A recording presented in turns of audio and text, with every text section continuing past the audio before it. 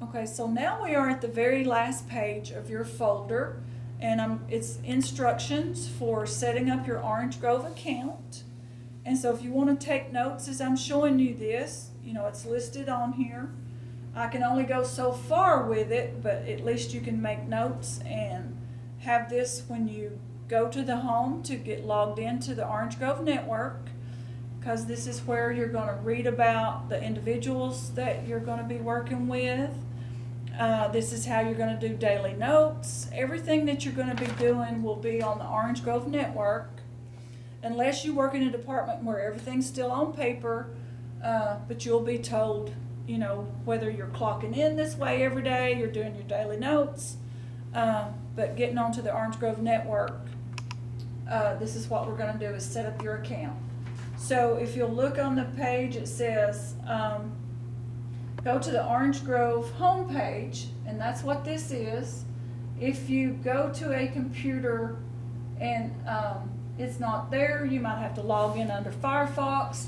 But when you log in under Firefox, this is going to be the screen that comes up. Now, if you wiggle the mouse and you first get to the computer and, well, there, it went away. So that made it bigger. If the Relias page is on there, you can hit the home button. It'll come back to the Orange Grove network. So you're going to create a password and get your user ID from this page. So you're going to click this new user. If you could see this new user button. So you're going to click that. And so then it's going to want your employee ID number. Now if you have your badge already, your ID number is on your badge. If you don't have your badge yet, you can ask your manager or someone to look it up for you, or it would be on your HR 100, that pink paper that they gave you when you first got hired. So you would enter your employee ID number, whether it's 5528 or it's, whatever your 4-digit ID number is. You're going to enter it right here. Now, I can't go any further because I would have to have somebody's number and be doing it for you. So I want you to look at your paper. So when you enter your employee ID number, then it's going to, your login is going to appear in red. And so you want to write that down. And it's usually something to do with your first initial and your last name.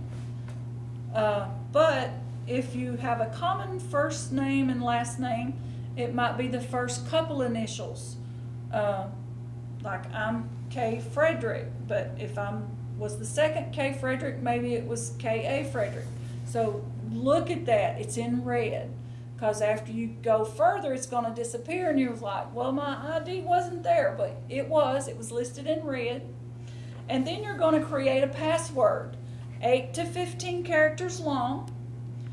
Don't use any of the characters on the top of the page like underscores or hashtags or any of those symbols. It has to be numerical and alphabetical. You have to have at least one capital, at least one lower, and at least one number. Any combination of that.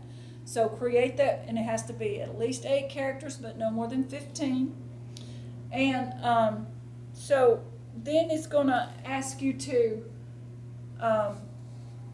type it in twice, just like you would if you was creating any other password, and it has to match. And if it kicks you back to this screen, then you'll know it accepted it. But if it stayed on that other screen, there will be some little writing in red telling you why it didn't accept it. Maybe you had the cap locks on, so be sure not to have the cap locks on. Or maybe you didn't use a capital, maybe you didn't use a lower. So it's going to tell you why in writing as to why it didn't accept it. But when it kicks you back to here, then you're ready to log in.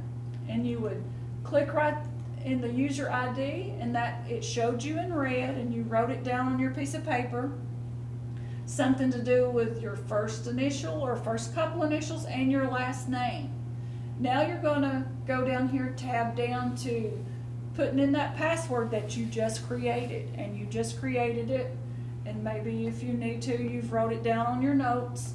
So, because you're going to be using this Orange Grove screen every day. to do your daily notes, clocking in and stuff like that, but somebody will teach you how to do your daily notes. You need to be taught what they need to say, how many, per shift or whatever, but somebody will teach you how to do your daily notes when you get to the home. And you are going to log in. Going to click that log in, which it's not going to let me log in because I didn't put in a password or anything. So you're going to log in, and when you get logged in, the people that you have to read about will be listed in red. It'll just be a list of names in red, and you would click it to open up the name or to read about their individual support plan. If you work in ICF, you have to click continue, and that click and continue after you've read it is like your electronic signature. And then that one will go away, and you read all of them until all of the people in red you've read them all, and so the list just goes down to 0, and then you log off, and then you log back in to clock in or anything else that you'd need to do on the website. But it's not going to let you log in until you've read about the people that you support. And if you're non-ICF, you read about it, it pulls them up, and then when you get to the bottom, there's a submit button. That submit button is your electronic signature. So you want to always read about the people that you're going to be working with. It's going to help you to keep everybody healthy and safe. And so you want to read about those. After you've read all of them, log off and then log back in to look at the website.